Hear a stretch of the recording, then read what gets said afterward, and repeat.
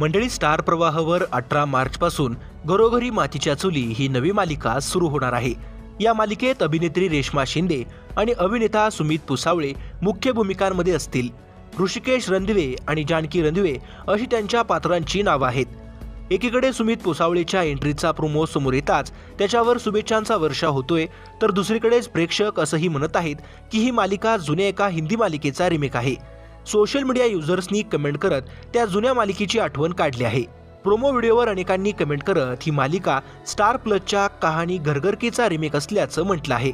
2000 साली आलेल्या साक्षी तन्वर आणि किरण करमरकर अभिनीत ही मालिका जवळपास 8 वर्ष प्रेक्षकांचं मनोरंजन करत होती।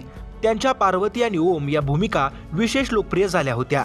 या मालिकेत देखील रणदिवे कुटुंबासारखेच अग्रवाल कुटुंब दाखवण्यात आले होते। घरोघरी मातीच्या चुलीचे कथानक याच मालिकेशी मिळते जुळते असल्याचं बोललं जात आहे। अनेकांनी या मालिकेचं कौतुक केलंय, तर बऱ्याच नेटकऱ्यांनी पुन्हा एकदा इतक्या जुन्या मालिकेचा रिमेक दाखवल्यामुळे टीका देखील केली आहे। तर मंडळी, तुम्ही ही मालिका पाहण्यासाठी उत्सुक आहात का, ते कमेंट करून नक्की कळवा। मनोरंजन विश्वातील अशाच व्हायरल घडामोडी सगळ्यात आधी पाहण्यासाठी चॅनलला सबस्क्राईब करा आणि व्हिडिओ आवडल्यास लाईक करायला विसरू नका।